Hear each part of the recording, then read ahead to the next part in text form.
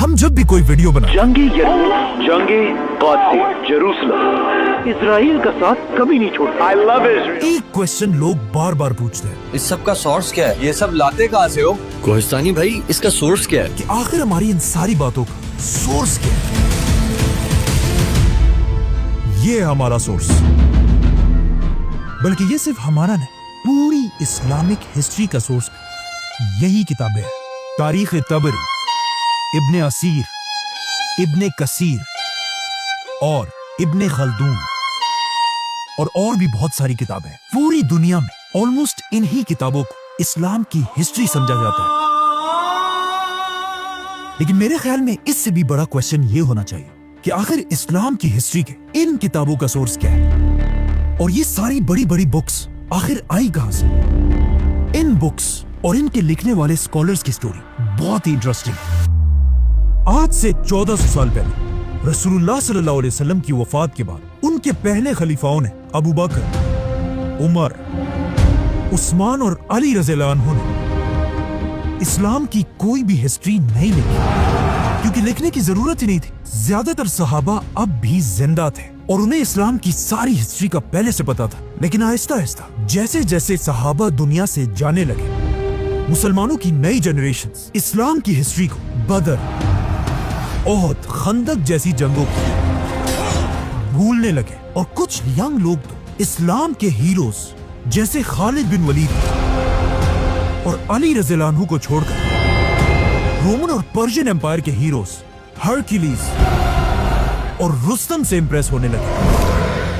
अब इस young generation को इस्लाम के हीरोज की याद दिलाने के लिए पहली बार मुसलमानों के एक बहुत बड़े खलीफा ने काम शुरू किया, जिनका नाम था उमर बिन अब्दुल अजीज। उमर बिन अब्दुल अजीज ने खलीफा बनते उस जमाने के एक बहुत बड़े स्कॉलर इब्ने शहाब अज़-ज़ुहरी को अपने पास बुलाया और उन्हें हुक्म दिया कि मेरी इस खिलाफत में मुसलमानों को रसूलुल्लाह सल्लल्लाहु अलैहि वसल्लम की जिंदगी के बारे में हर जगह जाकर लेक्चर्स दो। अब उमर बिन अब्दुल अजीज के जमाने में दुनिया के आखिरी कुछ ही सहाबी जिंदा थे, तो इब्ने शहाब ने उनसे रसूलुल्लाह सल्लल्लाहु अलैहि वसल्लम की जिंदगी के बारे में सीखा और उसे आगे अपने स्टूडेंट्स को सिखाने लगे, ताकि कहीं ऐसा ना हो कि आने वाले मुसलमान हमारे इन ग्रेट हीरोज को भूल जाए। और इनके इन्हीं में से दो स्टूडेंट्स को आज पूरी दुनिया जानती है, इब्ने इसहाक और इमाम मालिक। जिसके बाद इब्ने शहाब ने इस्लाम की तारीख की सबसे पहली किताब लिखी। लेकिन जैसे ही उन्होंने ये किताब पूरी की, खलीफा उमर बिन अब्दुल अजीज को शहीद कर दिया गया, और उमर बिन अब्दुल अजीज के शहीद होते ही उसके सिर्फ 30 साल बाद पूरी बनु उमैया की हुकूमत टूट गई, और बनु उमैया के साथ साथ इब्ने शहाब की लिखी हुई इस्लाम की तारीख की पहली किताब भी दुनिया से गायब हो गई। अब बनु उमैया की खिलाफत तो दुनिया से खत्म हो गई, लेकिन उसके बाद दुनिया में एक नई खिलाफत शुरू हुई, अब्बासी खिलाफत। अब अब्बासी खिलाफत में भी बनु उमैया की तरह बहुत सारी खराबियां थी, लेकिन उनमें एक बात ऐसी थी जिसे कोई भी डिनाई नहीं कर सकता। अब्बासी इल्म, नॉलेज से इतनी मोहब्बत करते थे कि उसे हासिल करने के लिए वो किसी भी हद तक जा सकते थे। यहाँ तक कि एक अब्बासी बादशाह ने रोमन एम्पायर से एक बहुत बड़ी जंग सिर्फ अफलातून की एक किताब के बदले में खत्म कर दी थी। अब्बासी खिलाफत के बादशाह मंसूर ने बनु उमैया के कैपिटल को खत्म करके दुनिया में मुसलमानों का एक नया कैपिटल बनाया, बगदाद।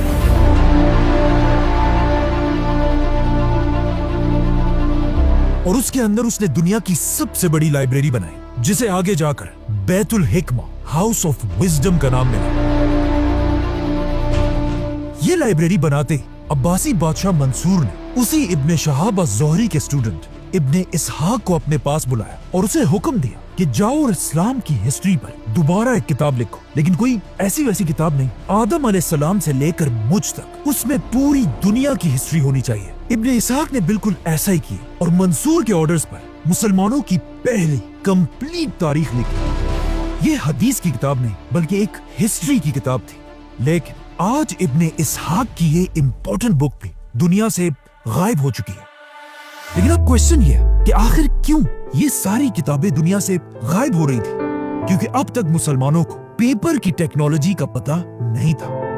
और ये सारी किताबें पुराने जमाने के एक बहुत ही महंगे मटेरियल पपायरस पर लिखी जाती थी, जिसे मुसलमान इन छोटे छोटे पत्तों को मिलाकर बनाते थे, जो पेपर के मुकाबले में एक बहुत ही मुश्किल काम था। पेपर की टेक्नोलॉजी उस जमाने में दुनिया के सिर्फ एक ही मुल्क में थी, मुसलमानों की खिलाफत से बहुत दूर, चाइना।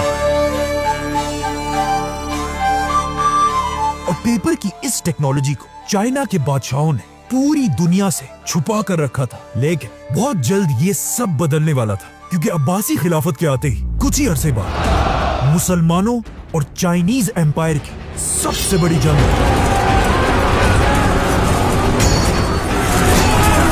जिसमें मुसलमानों की फौज ने आसानी से पूरी चाइनीज फौज को क्रश कर दिया और हजारों चाइनीज सोल्जर्स को अपना कैदी बना लिया। अब कहा जाता है इन्हीं चाइनीज कैदियों में कुछ लोग ऐसे थे जिन्हें पेपर बनाने की टेक्नोलॉजी का अच्छी तरह पता था, और यहाँ से मुसलमान पहली बार इन चाइनीज कैदियों से पेपर बनाने की टेक्नोलॉजी सीखने लगे। लेकिन पहले मुसलमानों को इसकी इंपॉर्टेंस का इतना पता नहीं था। लेकिन फिर आखिर अब्बासी खिलाफत का सबसे बड़ा बादशाह आया, जिसका नाम था हारून रशीद। और हारून रशीद को पेपर की टेक्नोलॉजी की ताकत का अच्छी तरह पता था, इसीलिए उसने बगदाद में दुनिया की सबसे बड़ी पेपर बनाने की फैक्ट्री बनाई, जिसके साथ ही दुनिया में एक नया दौर शुरू हुआ, जिसे आज तक लोग याद करते हैं, इस्लामिक गोल्डन एज। हारून रशीद ने हाउस ऑफ विजडम के बिल्कुल पास दुनिया की सबसे बड़ी पेपर की फैक्ट्री बनाई, जहां पानी की मशीन से डेली हजारों पेपर्स बनाए जाते थे। ये दुनिया की सबसे बड़ी पेपर फैक्ट्री थी, और ये इतनी बड़ी बात थी कि यूरोप में पहली पेपर की फैक्ट्री मुसलमानों से 300 साल बाद बनाई गई थी। अब इसी पेपर की टेक्नोलॉजी की वजह से किताबें गायब होने की टेंशन खत्म हो चुकी थी, क्योंकि जो भी किताब हाउस ऑफ विजडम में लिखी जाती थी उसे इसी पेपर मार्केट में कॉपी कर करके पूरी दुनिया में फैलाया जाता था। इसीलिए इस्लामिक गोल्डन एज में हर तरफ स्कॉलर्स हजारों किताबें लिखने लगे, जिनमें से बहुत सारे आज तक दुनिया में मौजूद हैं। और कहा जाता है उस जमाने में स्कॉलर्स की इतनी इज्जत होती थी जितनी आज रोनाल्डो या मेसी की होती है। Cristiano Ronaldo breaks his Lionel Messi does it again. He's superhuman. इसी गोल्डन एज में सही बुखारी और सही मुस्लिम जैसी अहादीस की 6 बड़ी किताबें लिखी गई। लेकिन अब भी एक बहुत बड़ा मसला यह था कि इब्ने इसहाक की किताब गायब होने की वजह से इस्लाम की हिस्ट्री पर कंप्लीट कोई भी किताब नहीं थी। तो अब ये देखकर उसी इब्ने इसहाक के स्टूडेंट इब्ने हिशाम ने दोबारा एक बार फिर इस्लाम की हिस्ट्री पर किताब लिखी, और पेपर की टेक्नोलॉजी की वजह से इब्ने हिशाम की ये किताब आज तक हमारे पास पड़ी हुई है। बल्कि इस किताब का नया वर्जन आपको आसानी से कहीं से भी मिल जाएगा। ये इस्लाम की हिस्ट्री की सबसे पुरानी किताब है। अब इब्ने हिशाम के बाद हर तरफ इस्लाम की हिस्ट्री पर किताबें लिखी जाने लगी, जिसमें इस्लाम की नेक्स्ट हिस्ट्री की किताब अल वाक़िदी ने लिखी। ये है वाक़िदी की किताब। लेकिन आज बहुत सारे स्कॉलर्स वाक़िदी की कुछ बातों को सही नहीं समझते, जिसके बाद वाक़िदी के स्टूडेंट ने भी एक किताब लिखी, तबक़ात इब्ने साद, जिसमें उसने सारे सहाबा की स्टोरीज लिखी। और आखिर इसी दौर में एक ऐसी किताब लिखी गई कि अगर आपको इस्लामिक हिस्ट्री का थोड़ा भी पता है तो इस किताब का नाम आपने जरूर सुना होगा, और इस किताब का नाम है तारीख अत-तबरी। ये है तारीख अत-तबरी, जो इस्लामिक गोल्डन एज के एक बहुत बड़े स्कॉलर थे, और बगदाद के एक स्कूल में 10 दीनार की सैलरी पर स्टूडेंट्स को पढ़ाया करते थे। लेकिन ऐसा ऐसा जब लोगों को इमाम तबरी की इंटेलिजेंस का पता चला, कहा जाता है एक बार उनके स्कूल ने खुश होकर उनके सामने गोल्ड दीनार्स का एक खजाना रखा। लेकिन इमाम तबरी ने उससे सिर्फ अपने 10 दीनार उठाए और कहा, यही मेरी तनख्वाह है, इससे ज्यादा मैं एक पैसा भी नहीं लूंगा।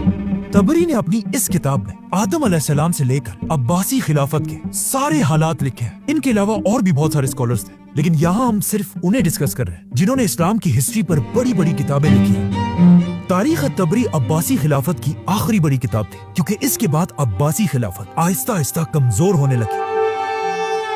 आखिर आहिस्ता आहिस्ता मुसलमान इतने कमजोर हो गए कि इसका सबसे बड़ा फायदा यूरोप के पोप ने उठाया, और यूरोप के क्रिश्चियंस को जमा करके मुसलमानों के फलस्तीन पर हमला कर दिया और जेरूसलम पर कब्जा कर लिया। लेकिन फलस्तीन खो देने के बाद भी बिल्कुल आज की तरह मुसलमान लीडर्स को कोई परवाह नहीं थी। फलस्तीन दोबारा फतह करने का ख्वाब मुसलमान बादशाहों से ज्यादा उस जमाने के स्कॉलर्स के दिलों में था, जिसमें सबसे बड़े स्कॉलर का नाम था इमाम इब्ने अस्साकिर, जो इतने बड़े स्कॉलर थे कि उनकी सिर्फ एक किताब के 70 वॉल्यूम्स हैं। इमाम इब्ने अस्साकिर दमिश्क के स्टूडेंट्स को इस्लाम की हिस्ट्री सिखाया करते थे और उन्हें बताते रहते थे कि एक दिन मुसलमान फलस्तीन दोबारा जरूर फतह करेंगे। इमाम इब्ने अस्साकिर के इन्हीं स्टूडेंट्स में से एक ने आगे जाकर फलस्तीन फतह भी किया, जिसका नाम था सलाहुद्दीन अयूबी, जो 2 लाख की फौज लेकर फलस्तीन को दोबारा फतह करने के लिए रवाना हुआ। बाय द वे, जब सलाहुद्दीन फलस्तीन की तरफ जा रहे थे, उसी दौर के बगदाद में एक बहुत ही अजीब किताब लिखी गई, जिसका नाम था फजाइले यजीद। इस किताब में यजीद को इस्लाम के एक बहुत बड़े हीरो की तरह प्रेजेंट किया गया था और ऐसा दिखाया गया था कि यजीद से ज्यादा नेक इंसान तो कोई है ही नहीं। और ये किताब इतनी फेमस हुई कि कुछ मुसलमान वाकई में यजीद को इस्लाम का हीरो मानने लगे। लेकिन जैसे ही इस किताब की खबर उस वक्त के सबसे बड़े सुन्नी आलिम इमाम इब्ने जोजी तक पहुंची, वो इस बात से डरने लगे कि कहीं ऐसा ना हो कि आगे जाकर मुसलमान यजीद को इस्लाम का हीरो मानने लगे। जिसके बाद इमाम इब्ने जोजी ने यजीद की हकीकत दुनिया के सामने रखने के लिए अपनी एक बहुत बड़ी किताब लिखी और यजीद को हमेशा के लिए एक्सपोज कर दिया। अब जब यहाँ ये सब हो रहा था, वहाँ सलाहुद्दीन अयूबी ने आखिर पूरे फलस्तीन को फतह कर लिया और मस्जिद अक्सा पर इस्लाम का झंडा लहराया, जिसकी वजह से आज तक सलाहुद्दीन को पूरी दुनिया याद करती है। Warrior Saladin conquered the Crusaders. अब सलाहुद्दीन की इस फौज में भी एक बहुत बड़े स्कॉलर थे, इमाम इब्ने असीर, जिन्होंने लड़ने के साथ साथ इस्लाम की हिस्ट्री पर एक बहुत बड़ी किताब लिखी थी। और ये है उनकी किताब, जिसमें उन्होंने सलाहुद्दीन की जंगों के साथ साथ इंडिया पर हमला करने वाले पहले मुसलमान बादशाह की कहानी भी लिखी, सुल्तान शहाबुद्दीन गौरी। मतलब इब्ने असीर के दौर में मुसलमान फलस्तीन, इंडिया, हर तरफ सिर्फ जीत रहे थे। लेकिन इस किताब के बिल्कुल आखिर में मुसलमानों की असल तबाही का वक्त शुरू होता है और मुसलमानों को तबाह करने वाले बादशाह का नाम था चंगेज खान। सलाहुद्दीन अयूबी के कुछ ही अरसे बाद चंगेज खान मंगोलिया से मुसलमान इलाकों की तरफ बढ़ने लगा और एक एक करके हर मुसलमान सिटी को जलाने लगा। और ये इलाके फतह करते करते आखिर चंगेज खान का पोता Hulagu Khan Islamic golden age के सेंटर बगदाद तक पहुंचा। कहा जाता है इस वक्त तक इस्लामिक गोल्डन एज इतनी खराब हो चुकी थी कि लोग साइंस और नॉलेज को छोड़कर एक दूसरे के साथ अजीब अजीब बातों पर बहस करते थे। मतलब जब हलाकू खान तेजी से बगदाद की तरफ बढ़ रहा था, बगदाद के अंदर मुसलमानों की ये बहस चल रही थी कि एक सुई की नोक पर कितने फरिश्ते बैठ सकते हैं। हजरत ईसा अलैहिस्सलाम कैसी रोटी खाया करते थे, और ऑफ कोर्स शिया सुन्नी की आपस की बहस।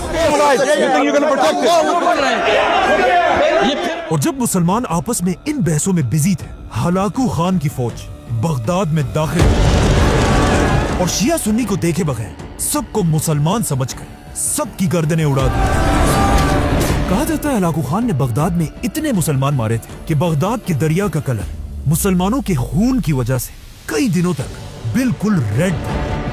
और आखिर सबको मारने के बाद हलाकू खान की फौज दुनिया की सबसे बड़ी लाइब्रेरी हाउस ऑफ विजडम के दरवाजे तक पहुंची और उसे आग लगाकर उसकी सारी किताबों को दरिया में फेंक दिया। और ये इतनी ज्यादा किताबें थी कि इन किताबों की इंक की वजह से अब बगदाद का दरिया रेड के बजाय कई दिनों तक ब्लैक कलर का हो गया। और फिर हलाकू खान ने बगदाद की सारी पेपर बनाने की फैक्ट्रियों को आग लगा दी और इस तरह इस्लामिक गोल्डन एज खत्म हो गई और मुसलमानों की 400 साल की मेहनत बगदाद के दरिया में बह गई। और मुसलमान इतने कमजोर हुए कि मुसलमान स्कॉलर्स के पास भी लिखने के लिए पेपर भी नहीं था, जिसकी वजह से मुसलमान पहली बार यूरोप से पेपर मंगवाने लगे, जिससे यूरोप में पेपर की प्रोडक्शन आसमान तक चली गई और पहली बार यूरोप के क्रिश्चियंस मुसलमानों से ज्यादा पेपर बनाने लगे। अब जब मंगोलों की तबाही के बाद पूरी मुसलमान दुनिया में एक मायूसी छाई हुई थी और साइंस और हिस्ट्री की बहुत सारी किताबें बर्बाद हो चुकी थी, इसी दौर में कुरान की तफसीर और इस्लाम की हिस्ट्री के बारे में सबसे बड़ी किताब लिखी गई, जिसका ऑलमोस्ट हर मुसलमान ने नाम जरूर सुना होगा, और इस किताब का नाम है तारीख इब्ने कसीर। इस किताब का असली नाम अल-बिदाया व निहाया है, which means शुरू से लेकर आखिर तक, जिसमें उन्होंने आदम अलैहिस्सलाम से लेकर कयामत हर डिटेल लिखी है। इब्ने कसीर के बाद एक और भी बहुत बड़े मुसलमान साइंटिस्ट ने इस्लाम की हिस्ट्री पर किताब लिखी, जिन्हें कुछ लोग मुसलमानों का आखिरी बड़ा साइंटिस्ट मानते हैं, जिनका नाम था अल्लामा इब्ने खल्दून, और ये है उनकी किताब। इस किताब की पहली जिल्द को आज तक हार्वर्ड और ऑक्सफोर्ड जैसी यूनिवर्सिटीज में पढ़ाया जाता है, बल्कि इब्ने खल्दून के नाम पर आज भी तुर्की में एक बहुत बड़ी यूनिवर्सिटी बनी है। आज कुछ स्कॉलर्स इब्ने खल्दून को मुसलमानों का आखिरी बड़ा स्कॉलर मानते हैं, क्योंकि मंगोलों की तबाही के बाद अब दुनिया में सबसे ज्यादा पेपर मुसलमान में बल्कि एक यूरोप के क्रिश्चियंस बना रहे थे। और जिस साल इब्ने खल्दून फौत हुए, उसी साल यूरोप में एक आदमी पैदा हुआ, गुटेनबर्ग, जिसने एक ऐसी मशीन इजाद की कि दुनिया को हिला कर रख दिया, प्रिंटिंग प्रेस, जिससे यूरोप में आहिस्ता आहिस्ता मिलियंस ऑफ किताबें लिखे जाने लगी। और ये प्रिंटिंग प्रेस इतना जबरदस्त मशीन था कि पहले जो आदमी दिन में 40 पेजेस लिखा करता था, अब इस प्रिंटिंग प्रेस की मशीन की वजह से वो हर दिन 4000 पेजेस प्रिंट करने लगा, जिससे of course Europe Aahista Aahista मुसलमानों से आगे निकलने लगा। और अब इस प्रिंटिंग प्रेस के दौर में मुसलमानों की दुनिया में एक नई सुपर पावर बन चुकी थी, उस्मानिया सल्तनत। और उस्मानिया सल्तनत ने एक ऐसा फैसला किया जिसे आज तक उनका सबसे बड़ा ब्लंडर माना जाता है। उस्मानिया सल्तनत के बादशाह और स्कॉलर्स ने मिलकर एक बहुत ही अजीब ऐलान किया कि ये मशीन प्रिंटिंग प्रेस मुसलमानों के लिए हराम है। और वो इसलिए क्योंकि कुछ स्कॉलर्स ने कहा कि इल्म सिर्फ कलम से लिया जा सकता है, मशीनों से नहीं। कुछ ने कहा कि ये तो एक क्रिश्चियन इन्वेंशन है, इसे तो हराम होना चाहिए। और कुछ स्कॉलर्स इस बात से डर रहे थे कि अगर हर मुसलमान के हाथ में किताब आ गई तो फिर हमारा क्या होगा। जो भी हो, अब एक तरफ यूरोप के पास 1000 प्रिंटिंग प्रेस थे और दूसरी तरफ मुसलमान दुनिया में 0, मतलब एक मुसलमान अब भी दिन में सिर्फ 40 पेजेस लिख सकता था। और इसके मुकाबले में यूरोप का एक क्रिश्चियन दिन में 4000 पेजेस प्रिंट कर सकता था। तो ऑफ कोर्स यहाँ से मुसलमानों का डिक्लाइन शुरू हुआ और यूरोप ऊपर जाने लगा और मुसलमान इल्म और नॉलेज को छोड़कर ताजमहल जैसी बड़ी बड़ी बिल्डिंग्स बनाने लगे और यूरोप में यूनिवर्सिटीज और लाइब्रेरीज बनने लगी, जिसकी वजह से इब्ने खल्दून और अल-बेरूनी की बजाय अब दुनिया के बड़े बड़े साइंटिस्ट यूरोप में पैदा होने लगे। Leonardo da Vinci, Galileo, Newton. आखिर यूरोप के इस प्रिंटिंग प्रेस के 300 साल बाद उस्मानिया सल्तनत को रियलाइज हुआ कि उन्होंने कितनी बड़ी गलती की है और 300 साल बाद मुसलमानों ने अपना पहला प्रिंटिंग प्रेस बनाया। लेकिन अब बहुत देर हो चुकी थी और आज तक मुसलमान दोबारा यूरोप के सामने अपना सर नहीं उठा सके। सब्सक्राइब।